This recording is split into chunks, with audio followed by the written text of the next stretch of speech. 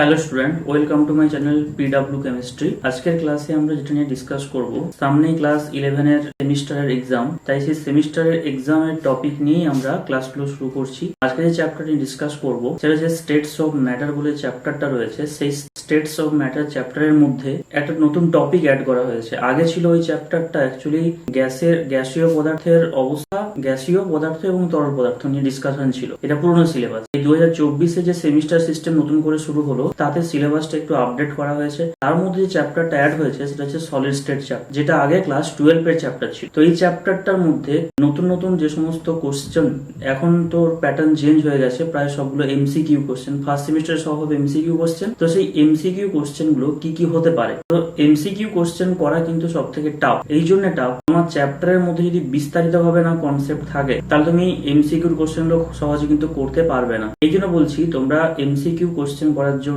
খুব ভালো করে আগে থিওরি গুলো বুঝবে, কারণ ওখানে বিবৃতিমূলক কোশ্চেন থাকবে, অ্যাসার্টশন, রিজন অর্থাৎ একটা স্টেটমেন্ট থাকবে, তার কারণটা নিচে দেওয়া থাকবে। এবার কোশ্চেনটা থাকবে যে দুটোই কি সঠিক এবং একটা আরেকটার ব্যাখ্যা কিনা, এরকম জাতীয় প্রশ্নগুলো থাকবে। তো চলো আমরা ফার্স্টে দেখে নিচ্ছি সিলেবাসটার মধ্যে কি কি বলা আছে। এই যে নতুন যে চ্যাপ্টারটা আমাদের অ্যাড হয়েছে, যেটা আগে 11-এ ছিল না, যে চ্যাপ্টারটা আগে ক্লাস 12 এর মধ্যে ছিল, এখন সেই নতুন চ্যাপ্টারটার মধ্যে যে পার্টগুলো অ্যাড হয়েছে সেগুলো আমরা আগে একটু সিলেবাস থেকে দেখে নিই। দেখো, আমি সিলেবাসটা এখানে দেখিয়ে দিচ্ছি। সিলেবাস দেখো, সেমিস্টার 1 এখানে সিলেবাস দেওয়া আছে। তোমরা হয়তো প্রায় সবাই সিলেবাসটা জানো, কিন্তু তোমাদেরকে বলছি, তোমরা যখন প্র্যাকটিস করবে, সিলেবাসটা কিন্তু সবাই সাথে নিয়ে বসবে। যে চ্যাপ্টারটা তুমি রিড করবে, প্রত্যেকটা সিলেবাস আগে খুব ভালো করে জানবে, তারপর তুমি কিন্তু পড়াটা স্টার্ট করবে। ঠিক আছে? আরেকটা কথা বলে দিচ্ছি, এটা যদিও আমাদের পর্ষদ থেকে, মানে ওয়েস্ট বেঙ্গল বোর্ড থেকে যেহেতু কোশ্চেন আসবে না, এটা আমাদের স্কুল থেকে কোশ্চেন করা হবে। তো সেখানে হয়তো এদিক ওদিক একটু কোশ্চেন আসতে পারে, অর্থাৎ এই সিলেবাসটা পুরোটাই মেনটেন করে কোশ্চেন করা হয়, তাহলে তো ঠিক আছে, কোনো অসুবিধা হবে না।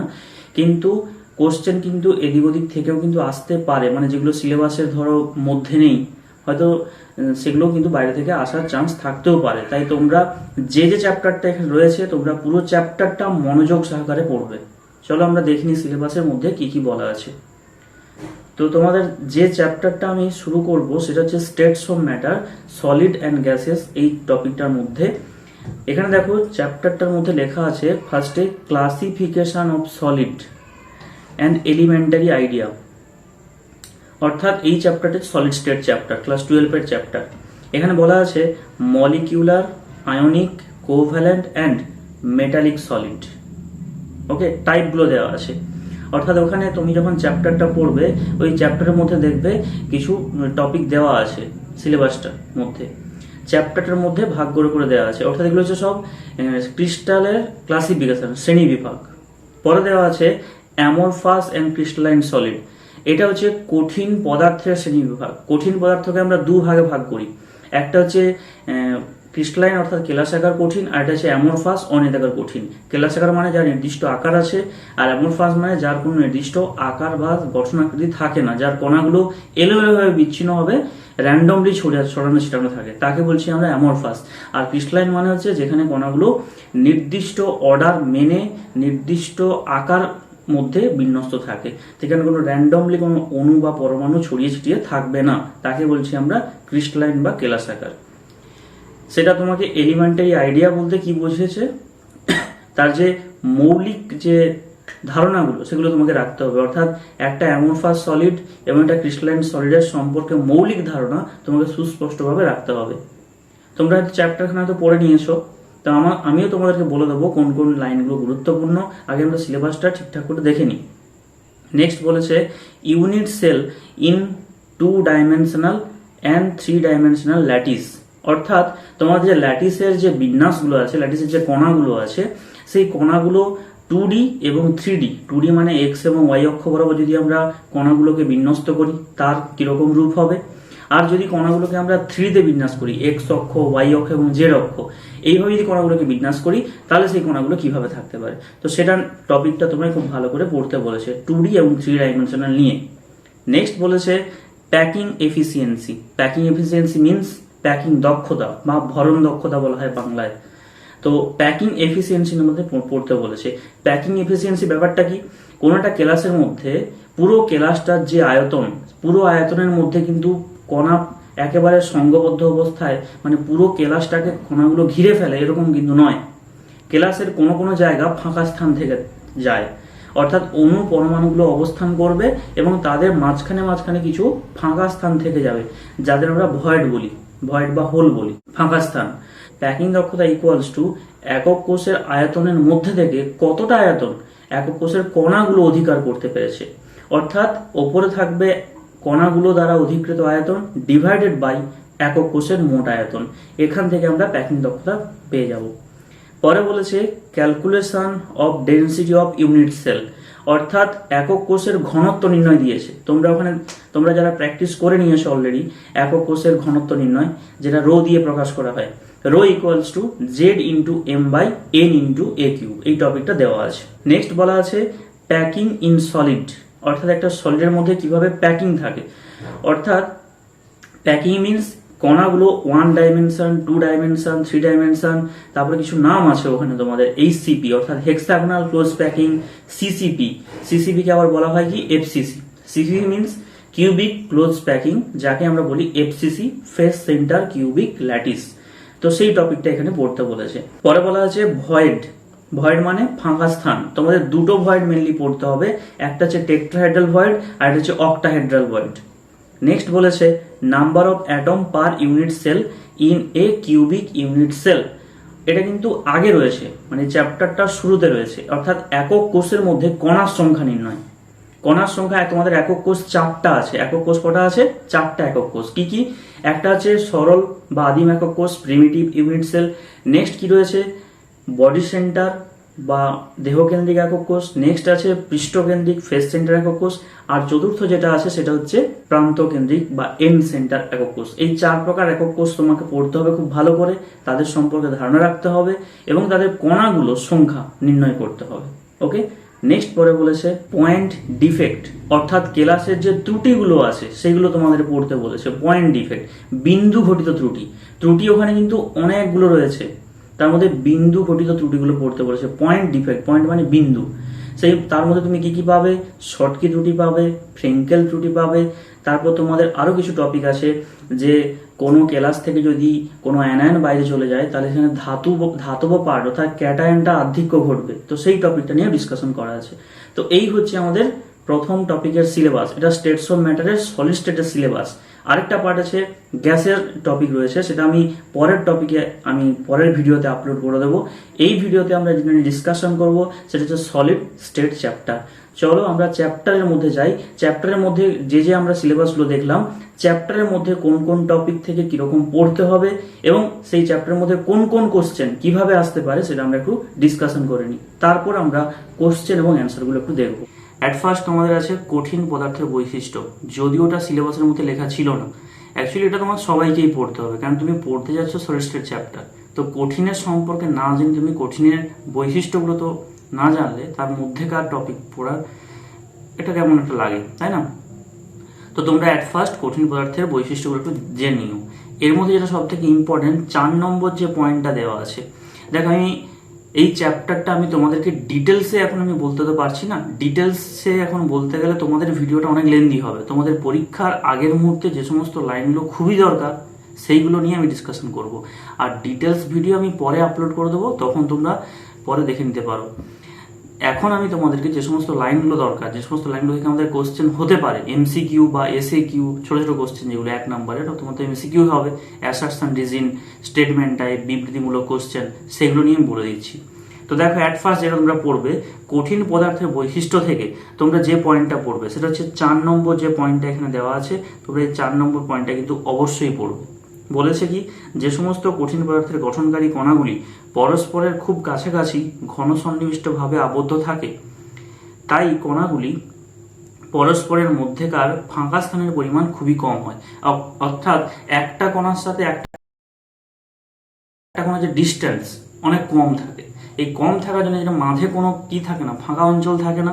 এর ফলে কি হয়, এই জন্য কঠিন পদার্থের সাধারণত দৃঢ় এবং অসংনম্য প্রকৃতির হয়। দৃঢ় মিন্স কি, একটার সাথে একটা একেবারে ঘন সন্নিবিষ্ট অবস্থায় যুক্ত থাকে। একটা একজনকে আলাদা করতে গেলে অনেক বেশি এনার্জি দিতে হয়, অর্থাৎ একজনকে একেবারে কম্প্যাক্ট হিসেবে ধরে রেখেছে। এবং অসংনম্য মানে কি? অসংনম্য কথা অর্থ বলতে চাইছে ইনকম্প্রেসিবল, মানে যাকে আমরা জোর করে প্রেসার দিয়ে আর সংকুচিত করতে পারবো না। তুমি তোমার পাশাপাশি কোনো কঠিন পদার্থকে নিয়ে নাও, একবার যেটা হার্ড সলিড, তাকে তুমি অনেক বেশি জোর করে প্রেসার দাও, দেখবে সেটা কখনোই সংকুচিত হচ্ছে না। যেটা আমরা বিভিন্ন ধরনের রাবারকে নিয়ে যদি প্রেসার দিতে থাকি, স্পঞ্জ জাতীয় কোনো পদার্থকে নিয়ে প্রেসার দিই, তাহলে কি হবে? সেটা ধীরে ধীরে সংকুচিত হতে থাকে। কেন? তার মধ্যে ফাঁকা স্থানের অঞ্চল অনেক বেশি আছে, কণাগুলো সংঘবদ্ধ নয়। যেহেতু কঠিন পদার্থের কণাগুলো একে অপরের সাথে একেবারে দৃঢ়ভাবে যুক্ত থাকে, তার মাঝে কোনো স্পেস নেই, ফলে তুমি যতই প্রেসার দাও না কেন আর তাদের মধ্যে কাছে আসা সম্ভব না। তাই এই টার্মটা তোমাদের মনে রাখতে হবে, ইনকম্প্রেসিবল কথাটা। ইনকম্প্রেসিবল মানে হচ্ছে অসংনম্য প্রকৃতির। বাংলা ওয়ার্ডটা একটু অন্যরকম, ইংলিশটা পড়লে বুঝতে পারবে। কম্প্রেস মানে সংকুচিত হওয়া, ইনকম্প্রেসিবল মানে অসংকুচিত হওয়া, তাকে বাংলায় লিখে আছে অসংনম্য। নেক্সট তোমরা যে লাইনটা দেখবে, দেখো কঠিন পদার্থের শ্রেণীবিন্যাস। এটা আমাদের কিন্তু ওখানে সিলেবাসের মধ্যে লেখা ছিল যে ক্লাসিফিকেশন অফ সলিড, তাই না? তো ক্লাসিফিকেশন অফ সলিড দুটো পার্ট দেওয়া ছিল, একটা হচ্ছে কেলাসাকার কঠিন, ক্রিস্টালাইন সলিড, এখানে কেলাসাকার কঠিন আছে, আর এটা আছে অনিয়তাকার কঠিন, অ্যামরফাস সলিড যেটা। তো দুটো পার্টই আছে, দুটো পার্ট সম্পর্কে তোমরা যেটা পড়বে, একবারে সংজ্ঞা তো তোমাদের পরীক্ষায় আসার কোনো চান্স নেই, কিন্তু সংজ্ঞার মধ্যে ছোট ছোট লাইন তুলে তুলে কোশ্চেন হবে। এক একটা যে ওয়ার্ড, প্রতিটা ওয়ার্ড ভালো করে আমাদেরকে মনে রাখতে হবে। সংজ্ঞাতে কি বলেছে দেখো, যেসব কঠিন পদার্থের আকার এবং গলনাঙ্ক নির্দিষ্ট। তার মানে এখান থেকে আমরা বুঝতে পারলাম যে যারা কেলাসাকার কঠিন পদার্থ হবে তাদের আকার এবং গলনাঙ্ক নির্দিষ্ট হবে। এখান থেকে লাইনটা ক্লিয়ার? তাহলে গলনাঙ্ক নির্দিষ্ট হয়, এটা মনে রাখবো। গঠনকারী কণাগুলো অর্থাৎ ওই কঠিন পদার্থ যা দিয়ে গঠিত হয়, কি কি দিয়ে গঠিত হয়? অণু, পরমাণু বা আয়ন, সুনির্দিষ্ট, সুশৃঙ্খল, পর্যায়ক্রমে বিন্যস্ত থাকে। প্রত্যেকটা পয়েন্ট গুরুত্বপূর্ণ। কি কি বললো? সুনির্দিষ্টভাবে থাকবে, অর্থাৎ স্থান পরিবর্তন এলোমেলো থাকে না, নির্দিষ্ট অবস্থানে থাকে। সুশৃঙ্খল মানে সুশৃঙ্খল বলতে কি, যেমন আমরা যখন স্কুলে প্রেয়ার লাইনে দাঁড়াই তখন সেটা কি হয়? একটা সারিতে দাঁড়াই। এই যে আমাদের পিরিয়ডিক টেবিল আছে, সেখানে কি আছে? প্রত্যেকটা গ্রুপ এবং প্রত্যেকটা পিরিয়ড এলিমেন্টগুলো সুন্দর করে টেবিলে সাজানো আছে। তো সিমিলার, সেটা সুশৃঙ্খল, দেখতে ভালো লাগে। আর বলেছে পর্যায়ক্রমে বিন্যস্ত থাকে, মানে প্রথমে একটা পর্যায়, তার নিচে একটা পর্যায়, তার নিচে একটা পর্যায়, পরপর পর্যায়ক্রমে বিন্যস্ত থাকে। অর্থাৎ র্যান্ডমলি যেখানে খুশি কিন্তু কণাগুলো বসানো থাকে না। ওকে, তাহলে কয়েকটা কি কি পয়েন্ট মনে রাখবো?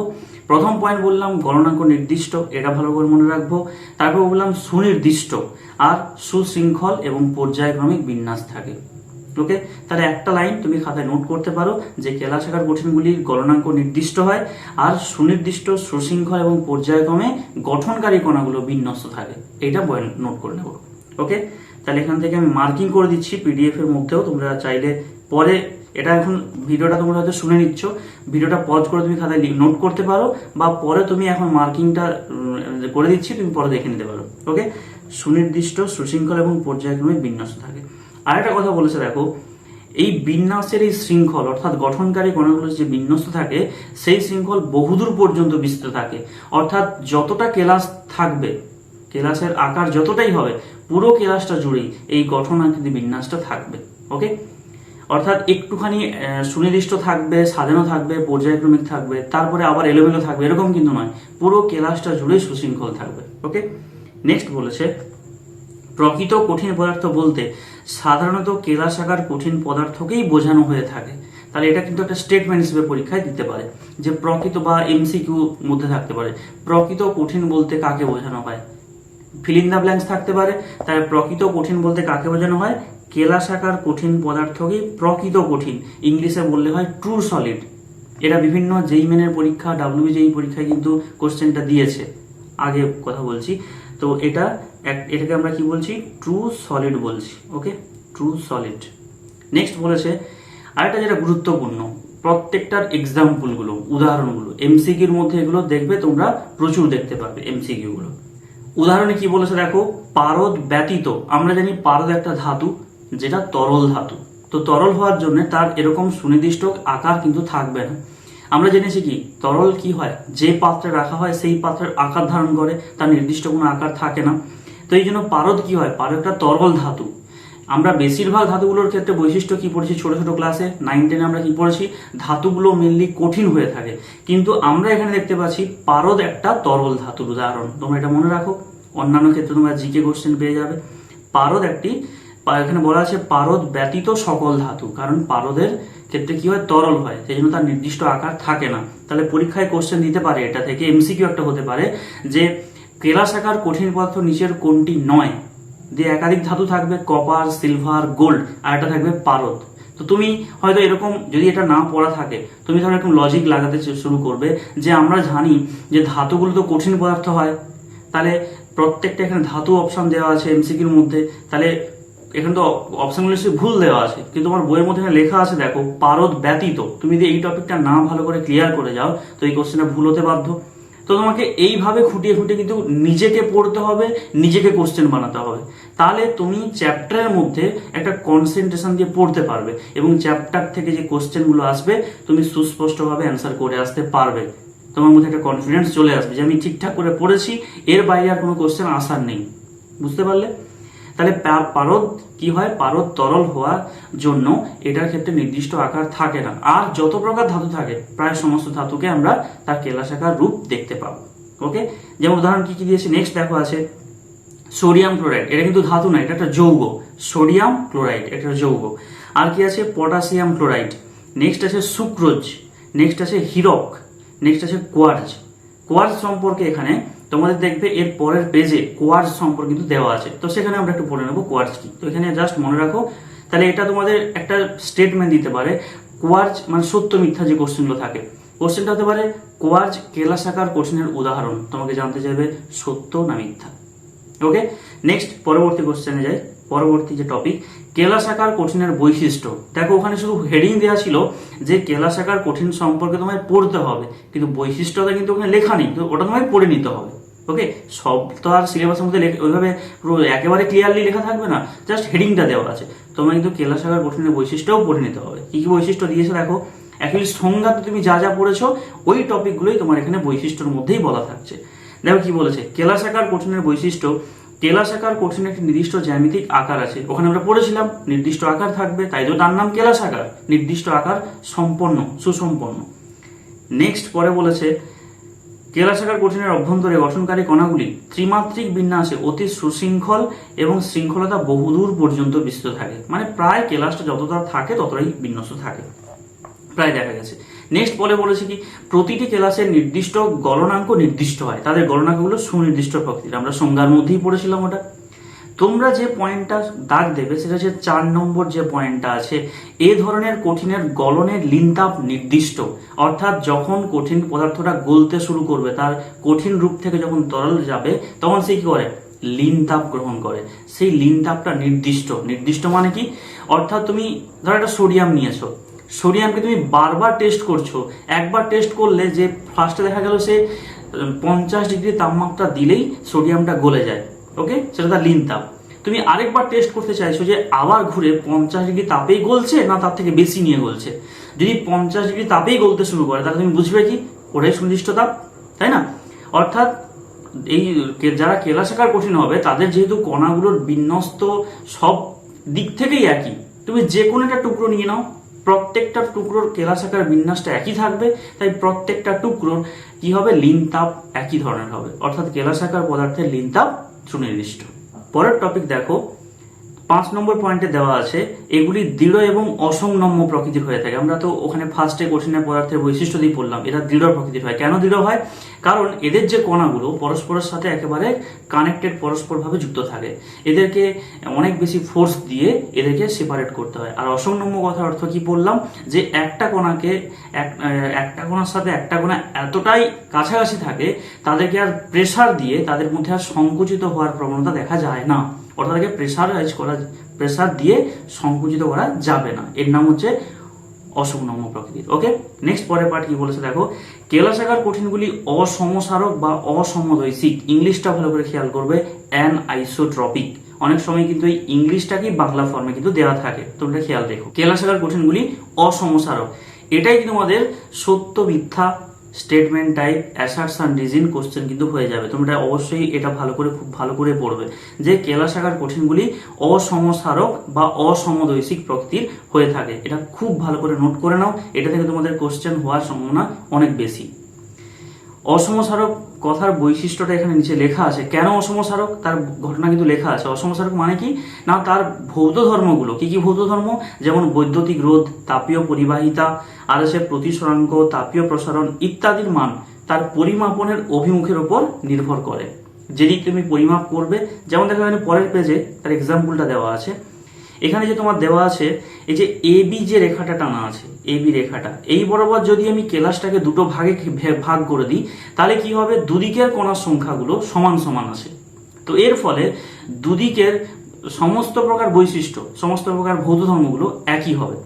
আর যে সিডি বরাবর যে রেখাটা এখানে কাটা রয়েছে, সিডি বরাবর যে রেখাটা কাটা আছে, এই বরাবর যদি কেলাসটাকে ভাগ করি, দুদিকের কণার সংখ্যা আলাদা, কণার সংখ্যা আলাদা হওয়ার জন্য তার তাপীয় প্রতিসরাঙ্ক, তাপীয় রোধ সবগুলো বৈশিষ্ট্য আলাদা। তাহলে তার মাপের দিকের উপর নির্ভর করছে কোন দিকে আমি কেলাসটাকে কাটছি। কেন, যেদিকে যদি আমি কণাগুলোকে সুনির্দিষ্টভাবে বিন্যস্ত রাখি, তাহলে সব দিক থেকে কাটলে তো সমান সমান হবে না, তাই না? সাপোজ ধরো আমি একটা A4 পেপার নিয়েছি, সবাই দেখতে পাচ্ছ, দেখো A4 পেপার, এটা নির্দিষ্ট আকার রয়েছে। এই যে সুনির্দিষ্ট আকারটা আমরা দেখতে পাচ্ছি, আমি যদি এইটাকে এখন কেটে দিই, এই কাগজটাকে আমি এটা সমানভাবে কাটবো না, একটু অসমানভাবে কাটছি। দেখো আমি দেখাচ্ছি, জাস্ট আমি এইভাবে ছিল, আমি জাস্ট এইভাবে এটাকে কেটে নিলাম। তাহলে এই যে বড় টুকরোটা, এই বড় টুকরোটার মধ্যে কি কণার সংখ্যা যতগুলো কণা আছে, এই ছোট টুকরোটার মধ্যে কি অতগুলো কণা আছে বলো তো? নিশ্চয়ই নেই। তাহলে এর বৈশিষ্ট্য এবং এর বৈশিষ্ট্য, দুটোর বৈশিষ্ট্য কি একই হবে? অর্থাৎ এই পদার্থের মধ্যে দিয়ে যখন আমি তড়িৎ পাঠাবো, তার তাপীয় যে রোধ, তাপীয় প্রতিসরাঙ্ক, মানে প্রত্যেকটা ভৌত ধর্ম, এই গলনাঙ্ক, স্ফুটনাঙ্ক যা হবে, এর গলনাঙ্ক, তাপীয় রোধ, পরিবাহিতা সব কি একই হবে? কখনোই একই হওয়ার নয়। তাহলে আমি যদি এই কাগজটাকে আমি যদি সমান ভাগে এভাবে যদি ভাগ করতাম, জাস্ট আমি এভাবে সমানভাবে ফোল্ড করে যদি কেটে নিতাম, যে কোনো দিকে কাটলে তো সমান হবে না। কেন, সমানভাবে কাটলেই তবে কি হবে, দুদিকটা কণাগুলো সমান সমান থাকবে, তখনই তাদের তাপীয় রোধ প্রতিসরাঙ্ক সমান, কারণ নির্দিষ্ট আকার ছিল বলে। ওকে, তাহলে এই পয়েন্টটা তোমরা অবশ্যই মনে রাখবে এবং এর ব্যাখ্যাটাও মনে রাখবে যে কেন তাকে অসমসারক প্রকৃতির বলা হয়। পরের বারে চলে আসো। নেক্সট উদাহরণ দেখো ভালো করে, এখানে উদাহরণগুলো কিন্তু খুব গুরুত্বপূর্ণ। উদাহরণগুলোই কেলাসের কঠিনের উদাহরণগুলো অবশ্যই তোমরা মনে রাখবে। নেক্সট পরের পার্ট দেখো, অনিয়তাকার কঠিন, বা ইংলিশটা দেখো লেখা আছে অ্যামরফাস সলিড। এর ক্ষেত্রে ডেফিনেশনগুলো দেখো, ওর ঠিক অপোজিট, ওখানে তুমি যা যা পড়েছিলে এর ঠিক অপোজিটগুলো এখানে পড়বে। যেসব কঠিন পদার্থের আকার এবং গলনাঙ্ক নির্দিষ্ট নয়, ওর ক্ষেত্রে কি ছিল, গলনাঙ্ক নির্দিষ্ট প্রকৃতির ছিল, এখানে নির্দিষ্ট থাকবে না। পরে বলেছে গঠনকারী কণাগুলো অর্থাৎ অণু, পরমাণু বা আয়ন সুনির্দিষ্টভাবে বিন্যস্ত থাকবে না। ওকে, নেক্সট বলেছে তাদের অনিয়তাকার কঠিন বলে। এদের কি বলা হয়, অনিয়তাকার কঠিন, কারণ নির্দিষ্ট আকার থাকে না বলে। এবং কণাগুলোর বিন্যাস স্বল্পদূর পর্যন্ত, যদি বিন্যাসটা সুসজ্জিত বিন্যাস থাকেও সেটা স্বল্পদূর পর্যন্ত থাকবে, আবার এলোমেলো র্যান্ডমলি সাজানো থাকবে, আবার সাজানো থাকবে, আবার র্যান্ডমলি এলোমেলো। কিন্তু কেলাসাকার কঠিনে আমরা কি বললাম, যে যতদূর পর্যন্ত কেলাস থাকবে প্রায় ততদূর পর্যন্ত কেলাস কণাগুলো সুসজ্জিত অবস্থায় থাকে। ওকে, উদাহরণগুলো ভালো করে খেয়াল করো। প্রত্যেকটা পার্টের কিন্তু তোমরা উদাহরণ ভালো করে খেয়াল রাখবে, কারণ উদাহরণগুলো খুব গুরুত্বপূর্ণ। উদাহরণগুলো এমসিকিউর মধ্যে তোমরা পেয়ে যাবে। কি কি দিয়েছে উদাহরণ, কাঁচ, সাধারণ রাবার, প্লাস্টিক অ্যান্ড মোম, এগুলো সব অনিয়তাকার কঠিনের উদাহরণ। এগুলো থেকে সত্য মিথ্যার কোশ্চেন এবং বিবৃতিমূলক কোশ্চেন এবং অ্যাসার্শন রিজন, এভাবে কোশ্চেন তোমাদের থাকবে। হয়তো কোশ্চেন এভাবে দিচ্ছে স্টেটমেন্ট বা সত্য মিথ্যা। কাঁচ এক প্রকার কেলাসাকার কঠিনের উদাহরণ, তোমাকে বলতে হবে সত্য কি মিথ্যা। আবার স্টেটমেন্ট দিয়েছে, প্রথম বিবৃতি দেওয়া থাকলো বিবৃতি 1, কাঁচ এক প্রকারের অসমসারক কেলাস। অসমসারক আমরা কোনটা বললাম, কেলাসাকার কঠিনের নাম হচ্ছে অসমসারক, সেটা অসমসারক প্রকৃতির। তোমাকে পরীক্ষা দিয়ে দিল কাঁচ অসমসারক প্রকৃতির, কিন্তু আসলে কাঁচ তো অসমসারক নয়, কারণ কাঁচ তো কেলাসাকারই নয়, তাই না? পরের পার্ট দেখো, এইভাবে তোমরা কিন্তু লাইন বাই লাইন পড়বে, নিজেই কোশ্চেন বানাবে। ওকে, তাহলে তোমাদের বইয়ের মধ্যেই তোমার কোশ্চেন তুমি নিজেই করতে পারবে। তাহলে পরীক্ষায় তোমাদের কি ধরনের এমসিকিউ আসবে তুমি নিজেই প্রেডিক্ট করতে পারবে। পরবর্তী ক্ষেত্রে তুমি যখন পরীক্ষা দিতে যাবে, দেখবে তোমার প্রেডিক্টের কোশ্চেনগুলো কিন্তু পরীক্ষায় রয়েছে, তখন তোমার থেকে খুশি আর কেউ হবে না। পরবর্তী টপিক দেখো, অনিয়তাকার কঠিনের বৈশিষ্ট্য। এই ধরনের কঠিনের গঠনকারী কণাগুলি সুনির্দিষ্টভাবে সজ্জিত থাকে না। তোমরা জাস্ট এখান থেকে এই পার্টগুলো একটু দেখে নিও, আমি এটা রিপিট করছি না, কারণ অনেক সময় লাগবে তাহলে পুরো চ্যাপ্টার শেষ করতে। আমি জাস্ট একটা থেকে বলে যাচ্ছি কোন কোন লাইনগুলো গুরুত্বপূর্ণ। দেখো এখানে 4 নম্বর পয়েন্টে যেটা দেওয়া আছে লিখেই দিয়েছে, অনিয়তাকার পদার্থগুলি সমসারক প্রকৃতির, অর্থাৎ আমি ওই ধরনের ক্লাসগুলোকে যেদিক থেকেই কাটবো, অর্থাৎ যেদিক থেকে আমি দিক পরিমাপ করব, তার উভয় পাশেরই ভৌত ধর্মগুলো একই রকমের মনে হতে পারে। অর্থাৎ এগুলোকেই বলছি আমরা অসমসারক। তাহলে এখান থেকে একটা পয়েন্ট আমরা অবশ্যই নোট করব, কেলাসাকার কঠিনগুলি অসমসারক প্রকৃতির আর অনিয়তাকার কঠিনগুলি সমসারক প্রকৃতির। পরীক্ষার হলে এই টপিক যেন না উল্টে যায়, খুব ভালো করে মাইন্ড দিয়ে মন দিয়ে এটা অবশ্যই পড়বে তোমরা, তাহলে দেখবে পরীক্ষা হলে আর ভুলবে না। যেটা কেলাসাকার হয় সেটা হয় অসমসারক, আর যেটা অনিয়তাকার হয় সেটা হয় সমসারক। এর সামনে অ দেওয়া আছে, অনিয়তাকার, কিন্তু ওখানে কিন্তু অসমসারক নয়। এটাই ছেলেমেয়েরা ভুল করে যে এটা অনিয়তাকার তো অসমসারক, সরাসরি এর সামনে অ আর ওর সামনে অ, এটা কিন্তু করবে না, কখনোই করবে না। পরে পাঠ দেখো, 6 নম্বর পয়েন্টে কি দিয়েছে, অনিয়তাকার পদার্থগুলিকে অনেক সময় অতি শীতলীকৃত সান্দ্র তরল বলা হয়। এই লাইনটাও খুব দরকারি। ওকে, অতি শীতলীকৃত সান্দ্র তরল, প্রত্যেকটা কথা গুরুত্বপূর্ণ।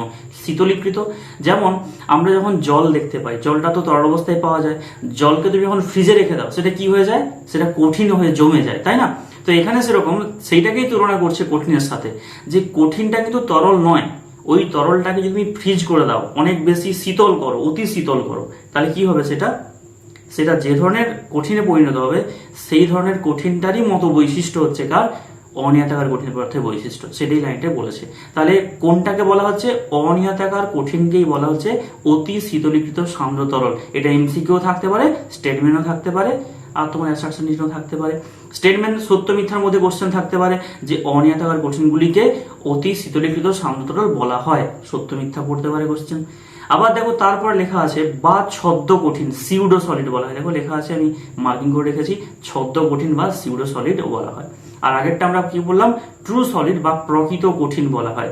ওকে, তোমাদের ম্যাচিং এর কোশ্চেন থাকতে পারে। ম্যাচিং এর কোশ্চেন কিরকম থাকবে বলতো, ক্রিস্টালাইন সলিড একদিকে অনেকগুলো নাম দিয়ে দেবে, তোমায় ম্যাচিং করাতে হবে, যে অসমসারক বা তোমাকে জাস্ট বৈশিষ্ট্য খুঁজে বের করতে হবে কোনটার সাথে কোনটা ম্যাচ করে। একদিকে থাকবে কাঁচ, একদিকে থাকবে ধরো কোয়ার্জ, একদিকে আরেকটা অপশন থাকবে একদিকে সমসারক, একদিকে থাকবে অসমসারক। তোমাকে ম্যাচিং করাতে হবে। তাহলে কাঁচটা হবে সমসারক আর কোয়ার্জটা হবে অসমসারক। ওকে, নেক্সট কোশ্চেন, পরের পার্টে আসো। উদাহরণটা খুব ভালো করে দেখো। এই উদাহরণটা তোমাকে এটা আবার অ্যাসার্সের মতো কোশ্চেন দিতে পারে। এই যে বহু পুরাতন বাড়ির জানলার সার্সিগুলি লক্ষ্য করলে দেখা যায় এগুলির নিচের দিক ওপরের দিকের তুলনায় অনেক বেশি ঘন বা পুরু মনে হয়। তো পরীক্ষায় এই লাইনটা তোমাকে দিয়ে দেবে স্টেটমেন্ট, বিবৃতি। জানতে চাইবে একটা বিবৃতিতে এর কারণটা কি, এর কারণটা তাহলে ওই যে জানলার সার্সিগুলো ওটা কি প্রকৃতির, অনিয়তাকার প্রকৃতির নাকি নিয়তাকার প্রকৃতির, যার কারণে এরকম ঘটনাটা হয়। যেহেতু আমরা অনিয়তাকার কঠিনের মধ্যে এই টপিকটা পড়ছি, তাহলে নিশ্চয়ই এটা অনিয়তাকার কঠিনের বৈশিষ্ট্য।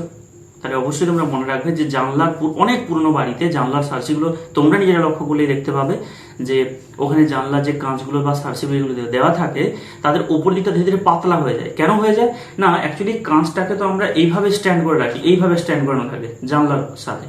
তো ওপর দিকে কণাগুলো মাধ্যাকর্ষণ শক্তি তো নিচের দিকেও টানছে, টানার ফলে কি হবে, ওপরের কণাগুলো ধীরে ধীরে নিচের দিকে নামতে থাকবে। তাহলে কি হবে, ওপরটা ধীরে ধীরে স্বচ্ছ হয়ে যাবে আর নিচেটা ধীরে ধীরে মোটা বা পুরু হয়ে যাবে। সেই ঘটনাটা এখানে বলা আছে। কেন তো এভাবে উলম্বভাবে রাখা আছে কাঁচটা বা সার্সিটা। তো এটা কার বৈশিষ্ট্য, এটা হচ্ছে অনিয়তাকার কঠিনের বৈশিষ্ট্য। অনিয়তাকার কঠিনের বৈশিষ্ট্য এই যেখানে বলা আছে অতি শীতলীকৃত সান্দ্র তরল, কারণ তরল একমাত্র প্রবাহিত হওয়ার ধর্ম দেখায়। কিন্তু এখানে দেখতে পাচ্ছি আমরা যে কঠিন পদার্থের মধ্যেও প্রবাহ ধর্ম পাওয়া যাচ্ছে, তাই তো ওপরের কণাগুলো নিচে প্রবাহিত হয়ে চলে আসছে। এটা আমরা প্রবাহের সাথে কম্পেয়ার করছি, কিন্তু জল বা অন্যান্য তরল যেভাবে প্রবাহিত হয় সেভাবে এটা প্রবাহিত হচ্ছে না। তাই জন্য বলছে বহু পুরাতন বাড়ি, মানে অনেক সময় লাগবে। আমি আজকে জানলার কাঁচ লাগালাম, কালকে নিশ্চয়ই গেলে এটা পাবো না, বহু সময় লাগবে। তারপর কি হবে, উপরের কণাগুলো নিচের দিকে প্রবাহিত হয়ে চলে আসবে। সেটা কিসের জন্য, মাধ্যাকর্ষণ শক্তির ফলে। তো এই ঘটনাটাকে আমরা কি বলছি এখানে, অনিয়তাকার কঠিনের বৈশিষ্ট্য। তাই একে আমরা অতি শীতলীকৃত সান্দ্র তরলের সাথে তুলনা করছি। ক্লিয়ার? পরের পার্ট দেখো, কঠিন পদার্থের কেলাসাকার এবং অনিয়তাকার কঠিন পদার্থের বৈশিষ্ট্য দেওয়া আছে। তো এই টপিকটাও তোমরা পড়বে। তোমরা ওখানে যা যা পার্থক্যগুলো, ওখানে বৈশিষ্ট্যগুলো পড়লে, সেই বৈশিষ্ট্যগুলোকে এখানে পার্থক্য করে দেওয়া আছে। তো ওটা তোমরা এক্সট্রা পড়ে নিতে পারো, নাও পড়তে পারো। পরের পার্টে চলে আসছি। এইখানে যে ছকের মধ্যে যাবো, এই যে ইয়েলো কালারের যে ছকটা এখানে দেওয়া আছে আমি তোমাদের দেখাচ্ছি, এই ছকটা তোমরা খুব সুন্দর করে রিড করবে। এর মধ্যে অনেকগুলো ঘটনা দেওয়া আছে। আমি দেখো মার্কিং করে রেখেছি যে কোয়ার্জের কথা বলেছিলাম, কোয়ার্জ বলবো বলে বলেছিলাম, যে লেখা আছে দেখো, কোয়ার্জ হলো সিলিকা SiO2 এর কেলাসাকার রূপ। কোয়ার্জ হলো সিলিকা বা SiO2 এর কেলাসাকার রূপ। SiO2টা কি বলতো, যেটাকে আমরা বালি বলি, SiO2 সিলিকন অক্সাইড, তো তারই কেলাসাকার রূপ মানে নির্দিষ্ট সুসজ্জিত অবস্থায় থাকলে যে গঠনটা হয় তাকে আমরা বলি কোয়ার্জ। আর কাঁচটা কি, দেখো তার নিচে লেখা আছে, কিন্তু কোয়ার্জকে গলানোর পর দ্রুত ঠান্ডা করলে SiO4 এককগুলি সুনির্দিষ্ট বিন্যাস প্রাপ্তির প্রয়োজন সময় না পেয়ে এলোমেলোভাবে বিন্যস্ত হয়ে যায়, একেই অনিয়তাকার কঠিন বা কাঁচ এ রূপান্তরিত হয়ে যায়। তার মানে এক কথায় বলতে পারি সিলিকার কেলাসিত রূপ হচ্ছে কোয়ার্জ, আর ওই সিলিকাকে যখন গলাবো, গলিয়ে যখন হঠাৎ করে ঠান্ডা করে দেবো, সেই সময়টুকু ওকে দেওয়া হবে না যে সুসজ্জিত বিন্যাসের জন্য, তখন সেটা কি হয়ে যাবে, এলোমেলোভাবে বিন্যস্ত হবে, সেটাকে আমরা কি হিসেবে পাই, কাঁচ হিসেবে পেয়ে থাকি। তো এই হচ্ছে টপিক। পরের পার্টে আসি আমরা। পরের টপিক দেখো, কেলাসাকার কঠিনের শ্রেণীবিন্যাস। এই টপিকটাও তোমাদের সিলেবাসে রয়েছে, তোমরা এটা অবশ্যই খুব মন দিয়ে পড়বে, কারণ এখান থেকে তোমাদের এক্সাম্পলের কোশ্চেন থাকবে। এক্সাম্পল কোশ্চেনগুলো খুবই মারাত্মক হয়ে থাকে, কারণ এইখানে যে উদাহরণগুলো দেওয়া আছে সেগুলো দেখো 4 প্রকারের কেলাসাকার কঠিনের বিভাগ দেওয়া আছে। দেখো দেখিনি আমরা, প্রথমে দেওয়া আছে বিভাগটা কেলাসাকার কঠিন। কেলাসাকার কঠিনের 4 ভাগ, কি কি, একটা হচ্ছে আণবিক কেলাসাকার, পরে আছে আয়নীয় কেলাসাকার, পরে আছে সমযোজী কেলাসাকার, পরে আছে ধাতব কেলাসাকার। প্রত্যেকটার উদাহরণ খুবই গুরুত্বপূর্ণ। আণবিক কেলাসাকারের মধ্যে কি কি আছে, অধ্রুবীয়, নন পোলার, ধ্রুবীয়, পোলার আর হাইড্রোজেন বন্ধন যুক্ত। মানে কতটা ভালো করে তোমায় খুঁটিয়ে পড়তে হবে বুঝতে পারছো। 4 প্রকারের কেলাস, তার মধ্যে আবার একটা টপিক দেওয়া আছে। এবার উদাহরণ যদি পরীক্ষা দিয়ে ধরো লেখা আছে হীরক। হীরক কি ধরনের কেলাসের উদাহরণ, তুমি কি বলবে? হীরক কি আণবিক কেলাসাকার হবে না সমযোজী কেলাসাকার হবে? দেখো এটা বলে দিই, তোমরা হয়তো অনেকেই এটা প্র্যাকটিস করেছো বা পড়ে নিয়েছো। তোমাদের যেটা সমস্যা হতে পারে পরীক্ষায়, আণবিক কেলাসাকার কঠিন এবং সমযোজী কেলাসাকার কঠিন, এই দুটোকে সেপারেট করতে অনেক সমস্যা হবে। বাকিগুলো তুমি সুন্দর সেপারেশন করতে পারবে। যেমন যেটা আয়নীয় কেলাসাকার কঠিন এবং ধাতব কেলাসাকার কঠিন, ওটাতে কোনো প্রবলেম তোমাদের কিন্তু আসবে না। প্রবলেম আসবে কোনটাতে, আণবিক কেলাসাকার কঠিন এবং সমযোজী কেলাসাকার কঠিন। কেন সমস্যা হবে শোনো, আণবিক কেলাসাকার কঠিনের মধ্যেও কিন্তু সমযোজী বন্ধন থাকে। তুমি একটা অণুর কথা ভাবো, অণু কি দিয়ে গঠিত হয়? তোমরা কেমিক্যাল বন্ডিং চ্যাপ্টার, রাসায়নিক বন্ধন চ্যাপ্টারে পড়েছো যে একটা অণুর মধ্যে থাকে সমযোজী বন্ধন। যেমন ভাবো জল, জলের মধ্যে কি বন্ধন থাকে, সমযোজী বন্ধন। একটা অক্সিজেন, তার দুদিকে দুটো হাইড্রোজেন থাকে, এটা হচ্ছে সমযোজী বন্ধন। কিন্তু এই যে এখানে ঘটনা দেওয়া আছে, তুমি সমযোজী কেলাসাকার তাহলে কঠিনকে কিভাবে সেপারেট করবে? জলের মধ্যে তো সমযোজী বন্ধন আছে, তাতে ওটাকে সমযোজী কেলাস কেন বলছে না? তাই না? এই কোশ্চেন, এই টপিকটা খুব ক্লিয়ারলি তোমাকে কিন্তু বুঝতে হবে। তো বলে দিই, অ্যাকচুয়ালি আণবিক কেলাসাকার কঠিন অর্থ হচ্ছে একটা জলের মধ্যে আছে সমযোজী বন্ধন, এর সাথে যদি আমি আরেকটা জল দিই, এই দুটো জলের মধ্যে কি সমযোজী বন্ধন আছে? এটা ভালো করে খেয়াল করো। আমি বলছি একটা জলের মধ্যে আছে সমযোজী বন্ধন, একটা অক্সিজেন, তার দিকে দুটো সমযোজী বন্ধন দিয়ে হাইড্রোজেন যুক্ত আছে, অর্থাৎ একটা জলের মধ্যে আছে সমযোজী বন্ধন। কিন্তু যদি বলা একটা জলের সাথে আরেকটা জল তোমাকে দেওয়া হলো, তো দুটো জলের মধ্যে কি সমযোজী বন্ধন আছে? কখনোই কিন্তু নেই। ওটা কি থাকে, হাইড্রোজেন বন্ধন। তাহলে পুরো কেলাসটা যে তৈরি হয়েছে, পুরো কেলাস জুড়ে কি সমযোজী বন্ধন রয়েছে? না। একটা জলের সাথে একটা জলের আছে হাইড্রোজেন বন্ধন, আবার একটা জলের সাথে আবার জলের কি আছে, হাইড্রোজেন বন্ধন। তাহলে জলটা তো পয়েন্ট, মানে জলটা তো অণু, অণুর মধ্যে কি বন্ধন আছে? অণুর মধ্যে একটা অণুর সাথে একটা অণুর মধ্যে হাইড্রোজেন বন্ধন আছে, তো ওটাকে আমরা সমযোজী বন্ধন বলতে পারি না। তাহলে সমযোজী কেলাস কাকে বলবো আমরা? যেমন গ্রাফাইট, হীরক, এগুলোর কথা ভাবো। হীরকের মধ্যে কি আছে, একটা কার্বনের সাথে একটা কার্বন সমযোজী বন্ধন থাকে। এরকম একটা কার্বনের সাথে 4টে কার্বন যুক্ত থাকতে পারে সমযোজী বন্ধন দ্বারা, কারণ আমরা পড়েছি কার্বনের চতুর্যোজ্যতা হয়, টেট্রাভ্যালেন্সি হয়। তাহলে একটা কার্বনের সাথে আরো 4টা কার্বন সমযোজী বন্ধন যুক্ত থাকতে পারে। এরকম পুরো কেলাসটা গঠিত হয়। তোমাদের এখানে হয়তো বইতে স্ট্রাকচারটা দেওয়া নেই, এখানে দেওয়া নেই না, তোমাদের গ্রাফাইটের স্ট্রাকচারটা এখানে তোমাদেরকে দেওয়া নেই। এটা তোমরা পেয়ে যাবে, স্ট্রাকচার তোমরা হয় গুগলে সার্চ করতে পারো, না তোমরা একটা জায়গায় পেয়ে যেতে পারো। তোমাদের তো পি ব্লক রয়েছে, এই সিলেবাসই রয়েছে, ফার্স্ট সেমিস্টারে রয়েছে পি ব্লকের যে গ্রুপ 14, ওর মধ্যে তোমরা যে গ্রুপ 14 যে চ্যাপ্টারটা আছে পি ব্লক, সেখানে তোমরা পেয়ে যাবে। ওখানে তো কার্বন রয়েছে, ওর মধ্যে তুমি কার্বনের যে বহুরূপতা, গ্রাফাইট, তারপর রয়েছে ফুলারিন, তারপর রয়েছে ডায়মন্ড, এদের যে স্ট্রাকচার ওখানে দেওয়া আছে তুমি দেখো, ওখানে একটা কার্বনের সাথে একটা কার্বন পরস্পর পুরোটা কি হয়েছে, ওর মধ্যে সমযোজী বন্ধন আছে। অর্থাৎ পুরো কেলাসটার মধ্যে শুধু কার্বন অ্যাটমগুলোর মধ্যে সমযোজী বন্ধন আছে। তাহলে একটা কোশ্চেন তোমাকে এখান থেকে পরীক্ষায় কোশ্চেনটা দিল যে আণবিক কেলাসাকার গঠনকারী কণাগুলো কি হবে, না আণবিক কেলাসাকার গঠনকারী কণা হবে অণু, আর যদি বলা হয় সমযোজী কেলাসাকার গঠনের কণা কি হবে, সেটা হবে পরমাণু। সেখানে অণু বলা চলবে না। একটা পরমাণুর সাথে একটা পরমাণু, একটা কার্বন পরমাণুর সাথে একটা কার্বন পরমাণু সমযোজী বন্ধন আছে। এভাবে পুরো গ্রাফাইটটা বা পুরো ফুলারিন বলো বা পুরো ডায়মন্ড পুরোটাই কিন্তু হীরক পুরোটাই গঠিত হয়ে আছে, ওখানে কোনো অণু নেই। ক্লিয়ার পুরোটা? এই উদাহরণটা তোমরা খুব মনোযোগ সহকারে দেখবে।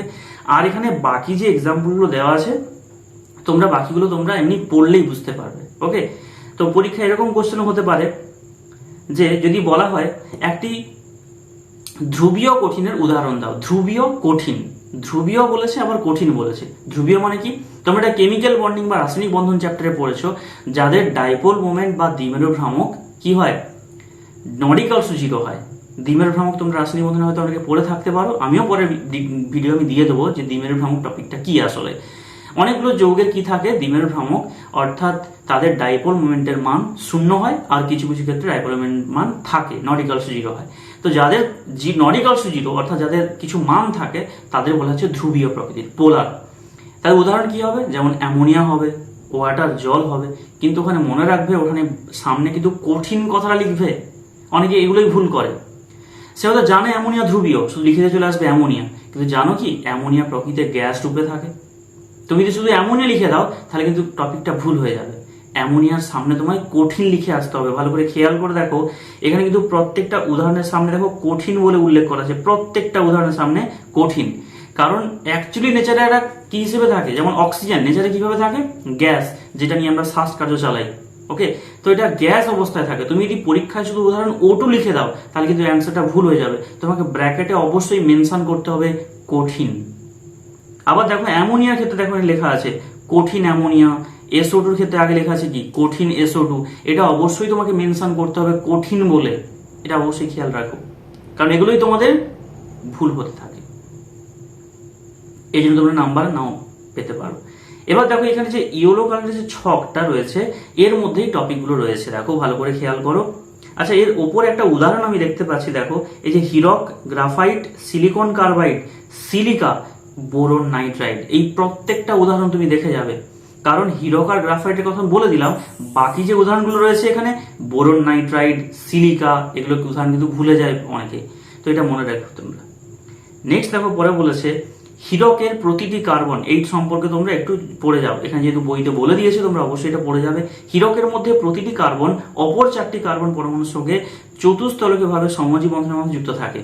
এইভাবে অসংখ্য কার্বন পরমাণু সমযোজী বন্ধনের মাধ্যমে ত্রিমাত্রিক দেশে বিন্যস্ত হয়ে হীরকের অতিকায় অনুগঠন করে। এরূপ গঠনাকৃতির জন্য হীরক অত্যন্ত কঠিন এবং উচ্চ গলনাঙ্কের হয়ে থাকে। তবে এখান থেকে যেটা আমি একটা ইনফরমেশন দিয়ে দিই তোমাদের, এটা তুমি গ্রুপ 14 পেয়ে যাবে পি ব্লকে। হীরকের কার্বনগুলো কোন সংকরায়ন থাকে, sp3। এই যে বলে দিয়েছে চতুস্তলকীয়, তোমরা তো রাসায়নিক বন্ধন অলরেডি পড়ে নিয়েছো, কারণ তোমাদের ওই চ্যাপ্টারটাও ফার্স্ট সেমিস্টারে আছে। হীরকের কার্বনগুলো কোন সংকরায়ন থাকে, sp3, এবং তার গঠনাকৃতি কি হয়, চতুস্তলকীয়। তার বন্ধন কোণ কত হবে, 109 ডিগ্রি 28 মিনিট, এটা হবে বন্ড অ্যাঙ্গেল। পরবর্তী ক্ষেত্রে কি দেওয়া আছে, আচ্ছা আরেকটা কথা যেটা মনে রাখতে হবে, হীরক কিন্তু তাপের সুপরিবাহী, তড়িতের কুপরিবাহী, এটা কিন্তু মনে রাখবে। অনেকে কিন্তু এটা ভুল করে বলে দেয় তাপ ও তড়িতের কুপরিবাহী। কেন আমরা এটা বেশিরভাগ দেখেছি যে সমস্ত পদার্থ তড়িতের কুপরিবাহী হয় তাপেরও কুপরিবাহী হয়, কিন্তু হীরকের ক্ষেত্রে তাপের সুপরিবাহী হয় কিন্তু তড়িতের কুপরিবাহী হয়। কারণ তড়িৎ পরিবহন করার জন্য দুটো ক্রাইটেরিয়া দরকার, একটা হচ্ছে মুক্ত ইলেকট্রন আর একটা হচ্ছে মুক্ত আয়ন। ওর মধ্যে কোনো মুক্ত ইলেকট্রনও নেই। কেন, কার্বন পরমাণুর যে 4টে ভ্যালেন্স ইলেকট্রন থাকে, 4টে অযুগ্ম ইলেকট্রন, সেটা 4টা ক্লোরিনের সাথেই বন্ধনে অংশগ্রহণ করে নেয়, তাহলে কোনো ইলেকট্রন তো আর বেঁচে নেই। এই জন্যে তার মধ্যে কোনো মুক্ত ইলেকট্রন না থাকার জন্যে সেটা কোনো বন্ধন গঠন, আর তার মধ্যে কোনো তড়িৎ পরিবহনের ক্ষমতা নেই। আর এটা কি, কোনো আয়ন নেই, মুক্ত আয়ন নেই।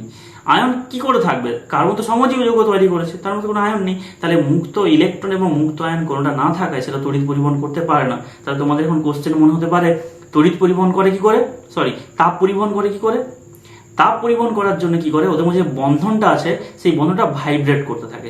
ওই ভাইব্রেশনের কারণে একটা থেকে একটা তাপ পরিবহন হয়ে যায়, কিন্তু এই ভাইব্রেশনের মাধ্যমে তড়িৎ পরিবহন করতে পারে না। তাপের সুপরিবাহী, তড়িতের কুপরিবাহী। নেক্সট পরের পার্ট দেখো, গ্রাফাইটের কথা বলেছে। গ্রাফাইট সম্পর্কে তোমরা এখানে ডিটেলসে পড়ে নেবে। গ্রাফাইটের ক্ষেত্রে আকার কি থাকে? ষড়ভুজাকার দেওয়া আছে, দেখো ষড়ভুজাকার সমতলীয় স্তর, একটা স্তরের উপর একটা স্তর বিন্যস্ত থাকে, ঠিক এইভাবে। এটা একটা স্তর, এর নিচে এইভাবে একটা স্তর, এইভাবে স্তরে স্তরে ভিন্ন। এই স্তরের সাথে এই স্তরের ভ্যান্ডার ওয়ালস ফোর্স থাকে, সেটা তুমি গ্রুপ 14 পড়লেই তুমি পেয়ে যাবে ওখানে। গ্রুপ 14 এর মধ্যে তোমাদের ডিটেলসে গ্রাফাইট এবং হীরকের গঠন আকৃতি সম্পর্কে বলে দেওয়া আছে, তাও আমি এখানে বলে দিচ্ছি, তোমরা এখান থেকে মনে রাখতে পারো। আর গ্রাফাইটের কার্বনগুলো কোন সংকরায়ন থাকে? গ্রাফাইটের কার্বনগুলো sp2 সংকরায়ন থাকে। আমাদের পরের পেজে কিন্তু এটা দেওয়া আছে, পেজটা জাস্ট উল্টে চলে আসো, এখানে দেখো মেনশন করে দেওয়া আছে যে কার্বন পরমাণুগুলি sp2 সংকরায়িত, এখানে মেনশন করে দিয়েছে। আর গ্রাফাইটগুলি তাপ এবং তড়িতের সুপরিবাহী। এটা ছোট ক্লাসে তোমরা বিভিন্ন ধরনের জিকে টাইপ কোশ্চেনে দেখেছো, এটা তোমাদের এখনো রয়েছে কোশ্চেনটা, যে গ্রাফাইট কি দিয়ে গঠিত? কার্বন দিয়ে গঠিত। আমরা জানি কার্বন একটা অধাতু, নন মেটাল। নন মেটালগুলো তাপের কি হয়? কুপরিবাহী হয়, আমরা জানি এটা বেশিরভাগ ক্ষেত্রে হয়ে থাকে, কারণ তাদের ফ্রি ইলেকট্রন থাকে না। কিন্তু গ্রাফাইটের মধ্যে কার্বনের সংকরায়ন আমরা কি বললাম? sp2। sp2 মানে কি? তিনটে ইলেকট্রন ওখানে, অর্থাৎ একটা s অরবিটাল এবং দুটো p অরবিটাল পার্টিসিপেট করেছে। তার মানে এখন একটা p অরবিটাল আমাদের মুক্ত অবস্থায় আছে, ওই p ইলেকট্রনটাই পুরো গঠন আকৃতিতে তড়িৎ পরিবহনের জন্য দায়ী হয়। কি বললাম বুঝতে পারলে? তোমরা যদি সংকরায়ন পড়ে থাকো তাহলে টপিকটা খুব ক্লিয়ারলি বুঝতে পারবে যে sp2 কথার অর্থ কি। আগে তাহলে সংকরায়ন ভালো করে বুঝতে হবে। যেখানে কার্বন পরমাণুর যে 4টা ইলেকট্রন থাকে, তার 3টে ইলেকট্রন সংকরায়নে অংশগ্রহণ করে, অর্থাৎ সিগমা বন্ধনে অংশগ্রহণ করে। আর একটা ইলেকট্রন কি থাকে? মুক্ত অবস্থা থাকে, যেটা তড়িৎ পরিবহনের জন্য দায়ী এবং তাপ পরিবহনের জন্য দায়ী। তাহলে এটা অনেক পরীক্ষা হতে পারে যে কার্বন তো অধাতু, তা সত্ত্বেও তড়িৎ পরিবহন করতে পারে কিভাবে? মুক্ত ইলেকট্রনের জন্য। এখানে টপিকটা কিন্তু লেখা আছে, ক্লিয়ার? আচ্ছা, পরের পার্ট হচ্ছে এখানে কেলাসের ডেফিনেশন দেওয়া আছে, কিন্তু আমাদের সিলেবাসে কোথাও কিন্তু কেলাসের ডেফিনেশন আমরা দেখতে পাইনি। এমনকি কেলাসের যে শ্রেণী বিভাগ সেটা কিন্তু দেখা নেই কোথাও। তোমরা সিলেবাসটা নিজেরা একবার রিপিট করে দেখে নাও যে কেলাসের সংজ্ঞা বা কেলাসের যে বিভাগ সেটা কিন্তু দেওয়া নেই। ওখানে একক কোষের বিভাগ দেওয়া আছে, কিন্তু কেলাসের কোনো বিভাগ দেওয়া নেই, তোমরা খেয়াল করে দেখে নিতে পারো। তো এবার আমি বলছিলাম না, ভিডিওর ফার্স্টেই বলেছিলাম যে এদিক থেকে ওদিক থেকে একটু কোশ্চেন আসতে পারে সিলেবাস মেনটেন না করেও, কারণ যেহেতু আমাদের বোর্ড থেকে কোশ্চেন আসছে না, স্কুল থেকে আসছে। তো যদি স্কুলের স্যাররা এখান থেকে যদি কোশ্চেন দিয়ে দেয় সেটা কিন্তু কিছু করার নেই। তাই তোমরা কিন্তু এই টপিকটা একটু হলেও দেখে যাবে, কারণ কোশ্চেন চলে এলে তুমি তো কিছু তখন বলতে পারবে না। হ্যাঁ, এটুকু তুমি আবদার রাখতে পারো স্যারের কাছে যে স্যার এই তো সিলেবাসে নেই, বা তোমার স্যারের কাছে আগে তুমি কোয়ারি করে নাও যে স্যার এখান থেকে কি কোশ্চেন, সিলেবাসে তো কোনো মেনশন করা নেই, এখান থেকে কি কোশ্চেন আসতে পারে, সেটা তুমি অবশ্যই জেনে নাও। পরের পার্ট দেখো, এখানে নেক্সট যে পরের পার্ট আছে, ত্রিমাত্রিক দেশে বিভিন্ন একক কোষের যে টপিকটা রয়েছে, classification of the unit cell, সেই টপিকটা রয়েছে। তো আমাদের এখানে রয়েছে 4 প্রকারের একক কোষ, ইউনিট সেল, অর্থাৎ কেলাসের মধ্যে থাকে কি? একক কোষ। একক কোষ দিয়ে কেলাসটা গঠিত হয়। একক কোষের মধ্যে যে কণাগুলো থাকে, সেই কণাগুলোর বিন্যাস থেকেই একক কোষগুলোকে বিভাজন করা হয়েছে। কি কি একক কোষ? প্রথম আছে সরল একক কোষ। সরল একক কোষটা সমস্ত কেলাসের মধ্যেই কিন্তু কমন, কারণ সরল একক কোষ ছাড়া কোনো কেলাস গঠিত হতে পারে না।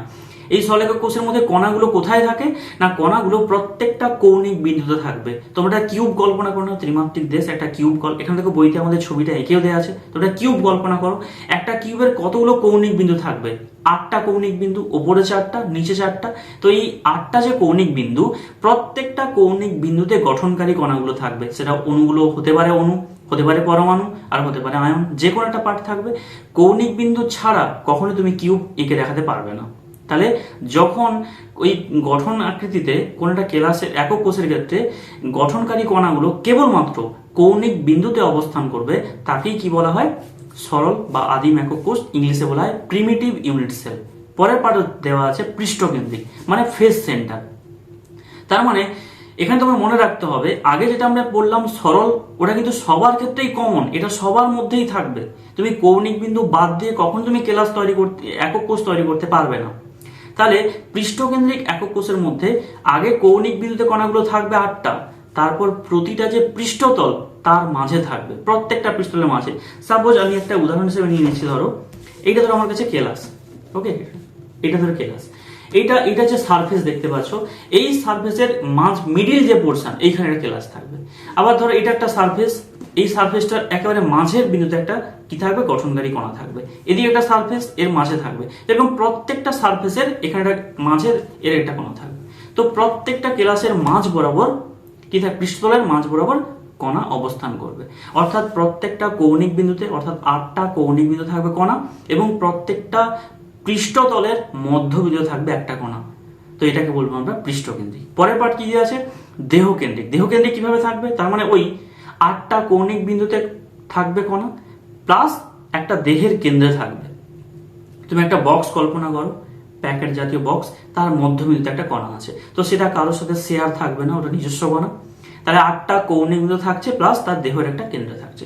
আর কি রয়েছে, প্রান্তকেন্দ্রিক কোষ। প্রান্তকেন্দ্রিক কি জিনিস না, কৌণিক বিন্দুতে 8টা কণা, ওটা কমন। আর কি থাকবে, যে কোনো দুটো বিপরীত প্রান্ত থাকবে। যদি ওপরে থাকে তার নিচে একটা থাকবে, ঠিক বিপরীত। যদি সাইডে থাকে তার সাইডে থাকবে, ঠিক বিপরীত দুটি প্রান্তের, দুটো প্রান্ত বিপরীত।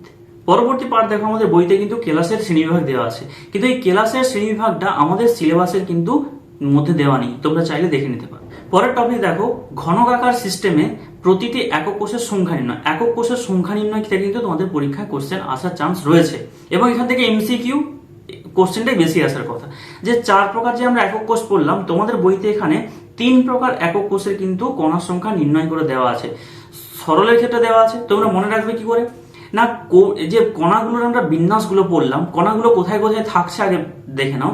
কণাগুলো থাকছে, একটা হচ্ছে পৃষ্ঠকেন্দ্রে, একটা হচ্ছে প্রথম থাকে কৌণিক বিন্দুতে, তারপর হচ্ছে একটা পৃষ্ঠকেন্দ্রে, তারপরে হচ্ছে দেহকেন্দ্রে। আরেকটা পার্ট থাকে যেটা প্রান্তকেন্দ্রিক, তো ওটা পৃষ্ঠের মধ্যেই পড়ছে। আরেকটা থাকে বাহুর মধ্যবিন্দুতে, মানে এজ সেন্টার। তো যদি কোনো কণা একক কোষের কৌণিক বিন্দুতে থাকে, তাহলে সেটা কি হবে, কৌণিক বিন্দু থাকলে তার কত অংশ আমরা নেব, 1/8 অংশ। তোমরা একটা ডিটেলসে নিশ্চয়ই প্র্যাকটিস করে নিয়েছো, এটা পরীক্ষার আগে আমি এত ডিটেলসে আর বলছি না, তোমরা জাস্ট একবার করে মনে করে নাও কোন কোন টপিক পরীক্ষায় কোশ্চেন আসতে পারে। যে কৌণিক বিন্দুতে কণাগুলো কিভাবে থাকবে না, কৌণিক বিন্দু যদি কোনো কণা থাকে, সেটা ওই একক কোষের প্রতি অবদান হয় 1/8 অংশ। মানে আছে 8টা কণা, আসলে কিন্তু আছে একটা কণা। কিভাবে না, দেখো প্রত্যেকটার অবদান 1/8। কতগুলো কণা আছে, 8টা, তাহলে 8 × 1/8, মানে আসলে কটা কণা আছে, একটাই কণা আছে। তোমরা ক্যালকুলেশন হয়তো করে নিয়েছো। পরে পৃষ্ঠকেন্দ্রিক, এখান থেকে কোশ্চেন কিরকম হতে পারে, কোশ্চেনটা এরকম হতে পারে যে পৃষ্ঠকেন্দ্রিক একক কোষের কণার সংখ্যা কত, এটা একটা ধরনের কোশ্চেন। আরেকটা হতে পারে, যদি কোনো কণা কোনো একটা একক কোষের পৃষ্ঠতলে অবস্থান করে, তাহলে উক্ত একক কোষের প্রতি ওই কণাটার অবদান কত হয়, হাফ হবে। এভাবেই কোশ্চেন পড়তে পারে। বা বলতে পারে কোনো একটি কণা কৌণিক বিন্দুতে অবস্থান করেছে কোনো একটি একক কোষের মধ্যে, তাহলে সেই কণাটার অবদান কত হবে ওই একক কোষের প্রতি, 1/8 অংশ। এভাবেই কিন্তু কোশ্চেনগুলো তোমাদেরকে প্র্যাকটিস করতে হবে। পরের টপিক দেখো, এখানে তোমাদের কয়েকটা ম্যাথ দেওয়া আছে এবং কয়েকটা ফর্মুলা দেওয়া আছে, সংকেত নির্ণয় করতে বলেছে। তোমরা এই ম্যাথগুলো অবশ্যই দেখে যাবে, কারণ এগুলো এমসিকিউরই ম্যাথ, ছোট ছোট ম্যাথ। এখানে দেখো দুটো ম্যাথ দেওয়া আছে, এই একটা ম্যাথ 1-এর দাগ, আরেকটা 2-এর দাগ। দেখো এখানে আরেকটা ম্যাথ দেওয়া আছে, এই দুটো ম্যাথ তোমরা অবশ্যই দেখে যাবে। পরবর্তীকালে এখানে সংকেত নির্ণয়গুলো দেওয়া আছে, এই সংকেত নির্ণয়গুলো দুটো দেখে নাও, প্রসেসটা বুঝে নেবে, তাহলে তোমরা করে নিতে পারবে। এই সংকেত নির্ণয়গুলো পরীক্ষায় থাকবে একটা হলেও। পরে দেখো এখানে আরো কিছু সংকেত দেওয়া আছে, 3-এর দাগ, 4-এর দাগ, এবং তোমাদের পরিচ্ছেদের মধ্যে কিছু কোশ্চেন দেওয়া আছে। দেখো এবার দেখো, যেহেতু এটা বোর্ড থেকে কোশ্চেন আসছে না, কাদের স্কুল থেকে কিরকম কোশ্চেন হবে সেটা ডিপেন্ড করছে তাদের স্কুলের স্যারদের ওপর। তোমাদেরকে কিভাবে, তোমাদের টিচাররা কিভাবে গাইড করেছেন ক্লাসে, সেখান থেকে তোমরা হয়তো ভেবে ভেবে পড়তে পারো যে আমাদের ক্লাসে স্যার এই টপিকটা নিয়ে বেশি ডিসকাশন করেছে, বা আমাদেরকে হয়তো বলেছে যে এই টপিকটা তোমরা ভালো করে পড়ে এসো, এখান থেকে কোশ্চেন আসার সম্ভাবনা বেশি। তো সেরকম টপিকগুলো তোমরা পড়ে যেতে পারো। যদি বোর্ড থেকে হতো তাহলে তো সবার জন্য কোশ্চেনটা এক থাকতো। যেহেতু এখানে স্কুল তোমাদের কোশ্চেন করবে, তাই এখান থেকে অ্যাকচুয়ালি বলা মুশকিল কাদের স্কুলে কোন কোশ্চেন দেবে, এটি সব থেকে বড় সমস্যা। কাদের স্কুল, আমি ধরো যে টপিকগুলো ডিসকাশন করছি, এই টপিকগুলো থেকে কোশ্চেন আসতেও পারে, নাও আসতে পারে। জাস্ট ইম্পর্টেন্ট পোর্শনগুলো আমি তোমাদেরকে হেল্প করে দিচ্ছি, যে তোমরা এগুলো দেখে যাও, এগুলোর মধ্যে থেকে কোশ্চেনের সম্ভাবনা বেশি। এবার যদি বাইরে থেকে কোশ্চেন আসতেও পারে, সেটা কিন্তু কোনো গ্যারান্টি নেই। ওকে, নেক্সট পার্ট দেখো, এখানে যদি কয়েকটা সংকেত নির্ণয়ের টপিক দেখো, এই যে 28 পরিচ্ছেদ সংক্রান্ত 28, এটা প্র্যাকটিস করবে। 29, তারপর দেখো 31, এই যে পরিচ্ছেদের কোশ্চেনগুলো এখানে আমি বলে দিলাম, এগুলো তোমরা সংকেত নির্ণয় থেকে অবশ্যই প্র্যাকটিস করে যাবে। এগুলো প্রচুর ইম্পর্টেন্ট। বিশেষ করে এখানে 29-এ যে কোশ্চেনটা আছে, এরকম কোশ্চেনগুলোই বেশিরভাগ দেওয়া থাকে। পরের পার্ট দেখো, একক কোষের প্যাকিং দক্ষতা।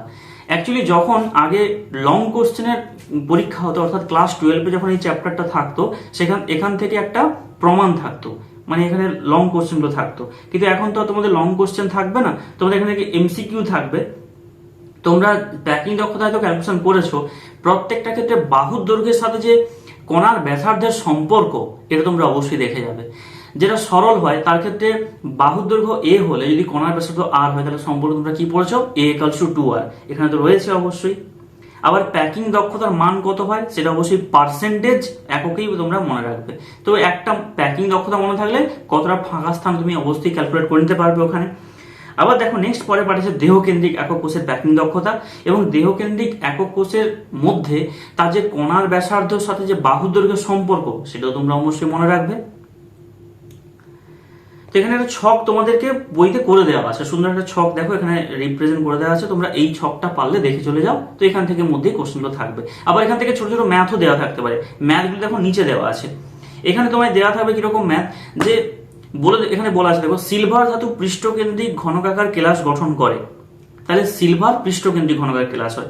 তাহলে তুমি এখান থেকে ইনফরমেশনটা পেয়ে গেলে যে ওখানে এ এর সাথে আর এর সম্পর্কটা কি রয়েছে।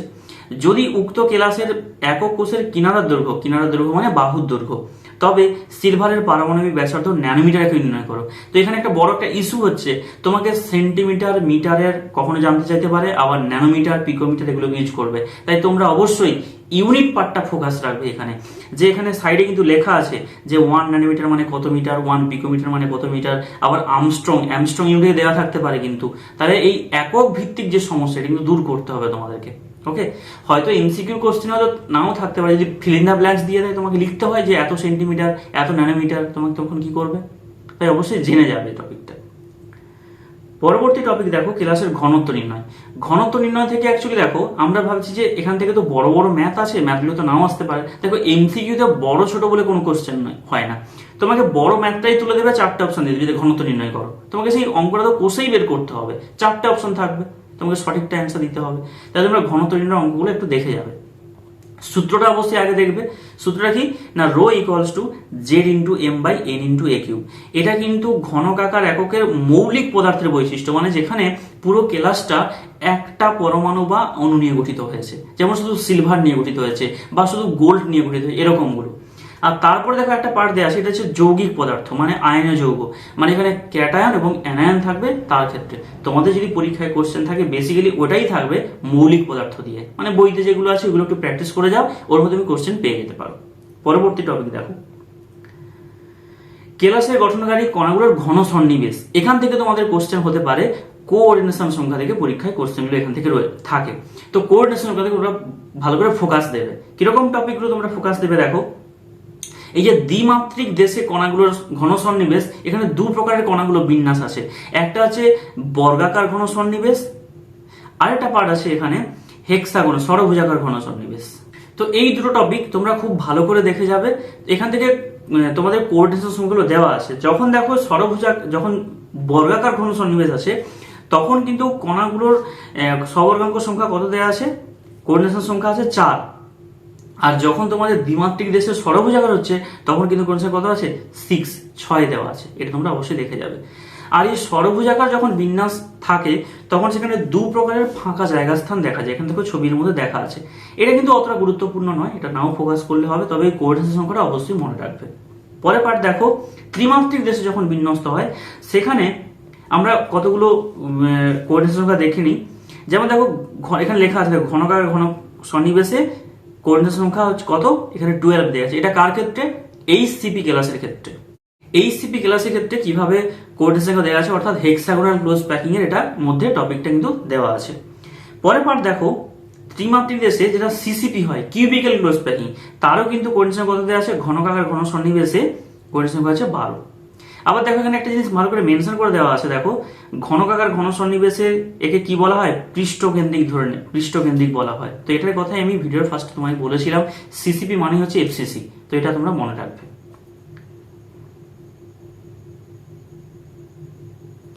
আচ্ছা, পরের পার্ট দেখো, এখানে দেখো রক সল্টের কিছু গঠনাকৃতির কথা বলা আছে। এখান থেকে তোমরা ইনফরমেশনগুলো অবশ্যই কালেক্ট করে নেবে যে রক সল্ট মানে হচ্ছে যেটা টেবিল সল্ট, মানে যেটা NaCl, আমরা যেটা খাওয়ার লবণ বলি, যেটা আমরা আমাদের খাওয়ার বিভিন্ন তরকারি বিভিন্ন জায়গায় আমরা ব্যবহার করে থাকি, সেই খাওয়ার সল্ট যেটা লবণ, রক সল্ট। তো তার যে গঠনাকৃতি সেটা কিভাবে থাকে, সেটা থাকে পৃষ্ঠকেন্দ্রিক। এখানে দেওয়া আছে, পুরো টপিকটা তোমরা একটু দেখে নিও, পড়ে নেবে। পরে দেখো এখানে একটা টপিক দেওয়া আছে, দেখো এই যে একটা বক্সের মধ্যে একটা টপিক দেওয়া আছে যে RC/RA, সি মানে ক্যাটায়নের ব্যাসার্ধ, RA মানে হচ্ছে অ্যানায়নের ব্যাসার্ধ। ক্যাটায়ন বা অ্যানায়নের ব্যাসার্ধ দিয়ে তোমাদের কোশ্চেন থাকলেও কিন্তু থাকতে পারে। এবার বললাম যে বিভিন্ন স্কুলে বিভিন্ন ধরনের কোশ্চেন হতে পারে, তোমাদের স্যার কোন টপিক থেকে কোশ্চেন করবে সেটা তো স্যারদের কাছ থেকে একটু ইনফরমেশন জেনে নিও, তাহলে তোমাদের সুবিধা হবে। কারণ যেহেতু সিলেবাসের মধ্যে প্রত্যেকটা টপিক মেনশন করা নেই, এবার কোশ্চেন কিন্তু এদিক ওদিক থেকে হতে পারে কোশ্চেন। পরবর্তী টপিক দেখো, ভয়েড দেওয়া আছে। ভয়েডটা কি? ভয়েড হচ্ছে গঠনকারী যে কণাগুলো কেলাসের মধ্যে বিন্যস্ত থাকে, অ্যাকচুয়ালি পুরোটা কিন্তু কেলাসটা থাকে না। পুরো কেলাসের মধ্যে কণাগুলো পুরো জায়গাটা দখল করতে পারে না, যতটা দখল করতে পারলো আর বাকিটা কি থাকবে? ফাঁকা স্থান। সেই ফাঁকা স্থানগুলোর নাম দেওয়া আছে। ত্রিমাত্রিক ফাঁকা স্থান হতে পারে, মানে তিনটে কণার সমন্বয়ে যে ফাঁকটা তৈরি হবে। আবার হতে পারে চতুস্থলকীয় ফাঁক, অর্থাৎ চারটে কণার সমন্বয়ে যে ফাঁকটা হবে। আর একটা অষ্টতলকীয় বা হেক্সাগোনাল, সেটা অক্টাহেড্রাল বলা হয়, হেক্সাগোনাল নয়, অক্টাহেড্রাল। তো সেখানে কি হবে? ছটা কোণার সমন্বয়ে গঠিত হবে। যে ফাঁকা স্থানটা ছটা কোণার সমন্বয়ে গঠিত হবে তাকে বলা হচ্ছে অষ্টতলকীয়। তো এখানে যে তিন প্রকারের ফাঁক, সেখান থেকে তোমার দুটো কোশ্চেন হবে, একটা হচ্ছে টেট্রাহেড্রাল থেকে, একটা হচ্ছে অক্টাহেড্রাল থেকে। এখান থেকে আবার সংকেত নির্ণয়ের কোশ্চেন থাকবে। তোমাদের মনে রাখতে হবে, যদি কোনো একক কোষের কণার সংখ্যা n হয়, তাহলে তার চতুস্থলীয় ফাঁক কত হবে? তার দ্বিগুণ। সবসময় এটা মনে রাখবে। কণার সংখ্যা যা হবে, কণার সংখ্যা আমরা আগেই পড়লাম একক কোষের ক্ষেত্রে, যে সরলের ক্ষেত্রে কত হবে? কণার সংখ্যা 1 হয়, পৃষ্ঠকেন্দ্রিকে 4 হয়, আর তোমাদের যেটা রয়েছে বডি সেটা তার ক্ষেত্রে 2 হবে। আর এখানে যে কণাগুলোর থেকে অক্টাহেড্রাল ভয়েড বা টেট্রাহেড্রাল ভয়েড, সেটা আমরা সহজেই ক্যালকুলেট করতে পারবো। কণার সংখ্যা যদি n হয়, তাহলে তার চতুর্থ ফাঁক হবে 2n। আর যদি কণার সংখ্যা n হয়, তার অষ্টক ফাঁক কত হবে? n। কণার সংখ্যা সমান হয়। এটা অবশ্যই তোমরা মনে রেখো। আর এটা ধরেই তোমরা এর যে এমসিকিউ কোশ্চেনগুলো, মানে সংকেত নির্ণয় যে কোশ্চেনগুলো, তোমরা সহজে সলিউশন করতে পারবে। এখানে তোমাদের বইতে কয়েকটা অঙ্ক কিন্তু দেওয়া আছে, তোমরা এখান থেকে দেখে নিতে পারো। এই যে 1-এর দাগ, 2-এর দাগ, পরের পেজেও দেওয়া আছে এখানে কিছু অঙ্ক। আবার তোমাদের পরিচ্ছেদের মধ্যে কিছু অঙ্ক দেওয়া আছে। দেখো পরিচ্ছেদের মধ্যে এই যে 40, 41, 42, তারপরে 45, এই অঙ্কগুলো সবগুলো হচ্ছে সংকেত নির্ণয়ের অঙ্ক। তো তোমরা অঙ্কগুলো 2-1টা ভালো করে দেখে যাও। জাস্ট টপিকটা মনে থাকলে তুমি পরীক্ষা হলেই বসে বসে বের করতে পারবে সলিউশনটা। নেক্সট পরে দেখো, ত্রুটি, ডিফেক্ট অফ সলিড। এইটা তোমাদের লাস্ট টপিক ছিল। এখানে ডিফেক্টের মধ্যে অনেকগুলো পার্ট দেওয়া আছে, তার মধ্যে শুধু পড়তে বলেছে পয়েন্ট ডিফেক্ট। পয়েন্ট ডিফেক্ট মানে এখান থেকে অনেকগুলো টপিক দেওয়া আছে। এই যে বিন্দু ঘটিত ত্রুটি, তোমাদের সিলেবাস শুধু এটাই পড়তে বলেছে। আর পরের পেজে তোমাদের যে ত্রুটিটা এখানে দেখো দেওয়া আছে, এই যে বিন্দু ঘটিত ত্রুটি 3 প্রকার। তার মানে এখানে সবগুলোই তোমার কিন্তু পড়তে হবে। বুঝতে পারলে? বিন্দু ঘটিত ত্রুটিটাই পুরো বইতে ডিসকাশন করা আছে, ওটা পুরোই তোমাকে পড়ে যেতে হবে। এই যে ত্রুটিগুলো আছে, এর মধ্যে টপিক আছে স্টয়সোমেট্রিক এবং নন স্টয়সোমেট্রিক। স্টয়সোমেট্রিক ত্রুটিটা কি না, যেখানে ক্যাটায়ন এবং অ্যানায়নের যে সংখ্যার যে অনুপাত, সেটা কিন্তু সমান থাকবে। যেমন বলে দিই, এই তোমাদের শর্টকি ত্রুটি, শর্টকি ত্রুটি আর ফেনকেল ত্রুটি যেটা তোমরা পড়েছো, সেই ত্রুটিগুলোতে কি থাকে, যত মানে ত্রুটি হওয়ার আগে এবং ত্রুটি হওয়ার পরে কেলাসের মধ্যে যতগুলো ক্যাটায়ন এবং যতগুলো অ্যানায়ন, তাদের অনুপাতটা কিন্তু সমান। সংখ্যা সমান নয়, অনুপাত, রেশিওটা সমান। যেমন দেখো শর্টকি ত্রুটি তোমরা কি পড়েছো, যে শর্টকি ত্রুটিতে যতগুলো ক্যাটায়ন কেলাস থেকে অ্যানায়ন যতগুলো বাদ যায়, ততগুলোই ক্যাটায়ন বাদ যায়, মানে সমসংখ্যক ক্যাটায়ন এবং সমসংখ্যক অ্যানায়ন কেলাস থেকে বাইরে চলে যায়। তাহলে ধরো আগে ছিল আমার কাছে 6টা ক্যাটায়ন এবং 6টা অ্যানায়ন, তাহলে অনুপাত কত? 1:1। এখন দেখা গেল একটা ক্যাটায়ন কেলাস থেকে বাইরে চলে গেছে আর একটা অ্যানায়নে চলে গেছে, তাহলে কটা হচ্ছে? 5টা আর 5টা পড়ে আছে, অনুপাত কত? 1:1। এটাকেই বলা হয় স্টয়সিওমেট্রি। বুঝতে পারলে কি বললাম? সংখ্যা কমে যাচ্ছে কিন্তু অনুপাতটা, রেশিওটা একই আছে। আবার দেখো তুমি ফ্রেঙ্কেল ত্রুটিতে কি হয় না, সেখানে কি হয়, তাকে একটা নাম দেওয়া হয় যে পয়েন্ট ডিফেক্ট, ওটা একটা নাম আছে অবস্থান অন্তঃস্থানিক ত্রুটি বলা হয়, ডিসলোকেশন ডিফেক্ট বলা হয়। কারণ ওটা আবার কাদের ক্ষেত্রে দেখা যায়, যেখানে ক্যাটায়নগুলো আকারে ছোট হয়, অ্যানায়নগুলো আকারে বড় হয়। তো অ্যানায়নগুলো আকারে বড় হওয়ার কারণে ওদের মধ্যে কি থাকে? ভয়েড থাকে। ওই ভয়েডের মধ্যে ক্যাটায়নগুলো ভেতরে প্যানিট্রেট করে চলে যেতে পারে, ভেদ করে চলে যায়। তো ক্যাটায়নগুলো নিজস্ব অবস্থানে না থেকে মাঝে যে ফাঁকা জায়গাটা থাকে ওর মধ্যে চলে যায়। তো এই জন্য কি বলা হয়? অন্তঃস্থানিক ত্রুটি। অর্থাৎ অনেকগুলো অ্যানায়ন আছে, তার মাঝে ফাঁকা স্থান আছে, ওর মাঝে চলে গেল ক্যাটায়নটা। তাহলে একটা মাঝে চলে গেল না, তাই জন্য নাম অন্তঃস্থানিক ত্রুটি বা ইন্টারস্টিশিয়াল ডিফেক্ট বলা হয়ে থাকে, বা ডিসলোকেশন ডিফেক্ট। কেন ডিসলোকেশন কেন বলা হয়? স্থানটা যে পরিবর্তন করে নিল, লোকেশন পরিবর্তন হয়েছে, তাই নাম ডিসলোকেশন ডিফেক্ট। তো এর ফলে কি হয়, কেলাস থেকে তো বাইরে যাচ্ছে না, কেলাসের মধ্যেই আছে, তাহলে যতগুলো ক্যাটায়ন ছিল ততগুলি আছে, যতগুলো অ্যানায়ন ছিল ততগুলি আছে। আরেকটা টপিক হয় কেলাসের ঘনত্বের পরিবর্তন। শর্টকি ত্রুটিতে কি দেখা যায়? কেলাসের ঘনত্ব পরিবর্তন হয়, কারণ কণাগুলো কেলাস ছেড়ে বাইরে চলে যাচ্ছে পুরোপুরি। কিন্তু এখানে কি হচ্ছে, যেটা ফ্রেঙ্কেল ত্রুটি, তার মধ্যে কিন্তু কণাগুলো কেলাসের মধ্যেই আছে, মানে ক্যাটায়নটা কেলাসের মধ্যেই আছে, কেলাস ছেড়ে বাইরে যায়নি। তাহলে কণার সংখ্যা যেখানে কমে যাচ্ছে সেখানেই ঘনত্বের পরিবর্তন হবে, কারণ ঘনত্ব ইকুয়ালস টু কি হয়? ভর বাই আয়তন। তার মানে ভরটা তো কমে যাচ্ছে। শর্টকি ত্রুটির ক্ষেত্রে কণার সংখ্যা কমে গেলে তার ভর কমে যাবে, তাহলে আয়তনটা ফিক্সড, কিন্তু ভর কমে যাচ্ছে, ভর কমে গেলে ঘনত্ব কমে যাবে। পরের পার্ট দেখো, এখানে আরো টপিক আছে তোমাদের। তাহলে শর্টকি ত্রুটি আর ফ্রেঙ্কেল ত্রুটিটা খুব ভালো করে পড়বে, এদের যে উদাহরণগুলো। আরেকটা টপিক বলে দিই, কোন এখানে একটা উদাহরণ তোমাদের দেওয়া আছে, এটা প্রচুর প্রচুর বহুবার আগে এইচএস পরীক্ষায় তো দিয়েছে, তোমাদেরও পরীক্ষায় পড়তে পারে, যে এমন একটা উদাহরণ দাও যার মধ্যে ফ্রেঙ্কেল ত্রুটি এবং শর্টকি ত্রুটি উভয় ত্রুটি দেখা যায়, সেটা হচ্ছে এজিবিআর। এই কোশ্চেন তোমাদের কিন্তু পরীক্ষায় থাকার চান্স খুবই বেশি। পরবর্তী কোশ্চেন দেখো, এখানে এফ সেন্টার বলে একটা টপিক দেওয়া আছে। এই এফ সেন্টারটাও কিন্তু পরীক্ষায়, এইচএস পরীক্ষায় কিন্তু কোশ্চেনটা চলে এসেছে। তো এটাও তোমরা কিন্তু দেখে যাবে যে আয়নীয় যৌগের মধ্যে যে বর্ণের সৃষ্টি হয়, সেই বর্ণটা কার জন্য হয়ে থাকে? এই যে এফ সেন্টার দেওয়া আছে, এটার জন্য হয়ে থাকে। আরো টপিক আছে, জিঙ্ক অক্সাইডকে উত্তপ্ত করলে হলুদ বর্ণ হয়ে যায়। এখানে দেখো এই টপিকটা দেওয়া আছে। তো এইগুলো হচ্ছে তোমাদের পরীক্ষাতে কোশ্চেন, এগুলো থেকে ভেতর থেকে তোমরা যদি ডিটেলসে পড়ে নাও, তাহলে কোশ্চেন কিন্তু তোমরা অবশ্যই পেয়ে যাবে। জিঙ্ক অক্সাইডকে উত্তপ্ত করলে কি হয়, এখানে কি তোমাকে পরীক্ষায় কোশ্চেন দেবে যে জিঙ্ক অক্সাইডকে আমরা উত্তপ্ত করলাম, ফলে তার মধ্যে বর্ণের সৃষ্টি হলো, এটা কোন ত্রুটির ফলে হলো? দেখো হেডিংটা কি দেওয়া আছে, এখানে হেডিংটা দেওয়া আছে ইন্টারস্টিশিয়াল স্থানে ক্যাটায়নের উপস্থিতি। তো ওটাকেই তোমাকে লিখে দেবে যে ক্যাটায়নের আধিক্যের জন্য না ক্যাটায়নের ঘাটতির জন্য। আধিক্য আর ঘাটতি দুটো ভালো করে খেয়াল রাখবে, মানে ওই জায়গাটা ভুল হয়। ক্যাটায়নের আধিক্য মানে অনেক বেশি ক্যাটায়ন হয়ে গেছে, অ্যানায়ন ছেড়ে চলে গেছে। আর যদি ক্যাটায়নের অনেক বেশি পরিমাণ ক্যাটায়নের ঘাটতি বলে, তাহলে কি বলবো আমরা, না বেশি ক্যাটায়নকে বাইরে বের করে দেওয়া আছে, বা অ্যানায়নের সংখ্যা বেশি আছে, ক্যাটায়নটা কমে গেছে। পরে দেখো এখানে আছে ধাতব ঘাটতিজনিত ত্রুটি। এই যে বলছিলাম এখানে ধাতব ঘাটতিজনিত, ওই আধিক্য আর ঘাটতি দুটো নিয়ে কিন্তু পরীক্ষায় কোশ্চেন জিজ্ঞেস করে। তো এই ছিল তোমাদের ত্রুটির কোশ্চেনগুলো এখান থেকে। তো এই পুরো চ্যাপ্টারটা আমি একটু রিভাইজ করে দিলাম পরীক্ষার আগে, তোমাদের এই টপিকটা আমি বই থেকে বলে দিলাম। তোমরা ভালো করে ভিডিওটা প্রথম থেকে শেষ অবধি স্কিপ না করে অবশ্যই দেখে নিও। যদি কোথাও তোমাদের ডাউট মনে হয় আমাকে কমেন্ট করে জানিও। আমি এর পরের ভিডিওতে তোমাদের এই চ্যাপ্টারের যে এমসিকিউ কোশ্চেনগুলো, যে সময় প্রবাবিলিটি কোশ্চেন, সেই কোশ্চেনগুলো আপলোড করবো, তোমরা অবশ্যই ভিডিওটা দেখে নেবে। তো তার জন্য তোমাদের একটা কাজ করতে হবে, আমার চ্যানেল তোমরা যদি নতুন হয়ে থাকো অবশ্যই তোমরা সাবস্ক্রাইব করে দাও, শেয়ার লাইক করে দাও, এবং পাশে থাকা বেল আইকনটি প্রেস করে দাও, যাতে পরের ভিডিওগুলো আমি যখন আপলোড করবো সেটা তোমার নোটিফিকেশন সাথে সাথে সবার আগে পেয়ে যাও। ওকে, থ্যাংক ইউ।